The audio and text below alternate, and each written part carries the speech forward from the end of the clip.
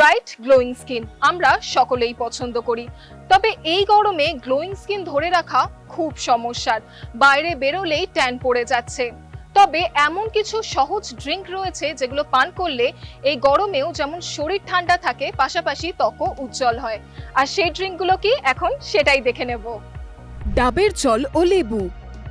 প্রাকৃতিক ইলেকট্রোলাইটের সেরা উৎস হলো ডাবের জল। গরমে ঘামের মাধ্যমে শরীর থেকে যে মিনারেল বেরিয়ে যায় তা পূরণ করে ডাবের জল। এর সঙ্গে সামান্য লেবুর রস মিশিয়ে নিলে তা ত্বকের কোষকে পুনরুজ্জীবিত করে। প্রতিদিন ডাবের জল খেলে ত্বকের রুক্ষভাব দূর হয়।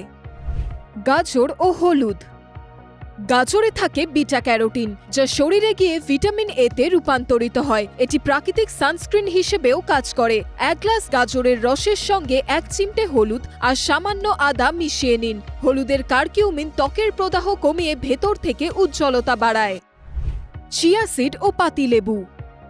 চিয়া সিডস জলে ভিজিয়ে রাখলে তা দীর্ঘক্ষণ শরীরকে হাইড্রেট রাখে। লেবুর ভিটামিন সি ত্বকের দাগছোপ দূর করতে সহায়ক। এই পানীয়টি মেটাবলিজম বাড়িয়ে ত্বকের পিএইচ ভারসাম্য রক্ষা করে। তরমুজ ও পুদিনা।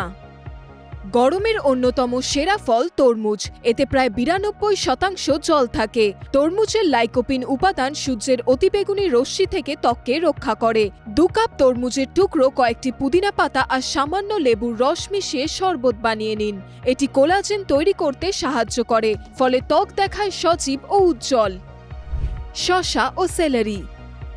শসায় থাকা সিলিকা ত্বকের টিস্যু মজবুত করে।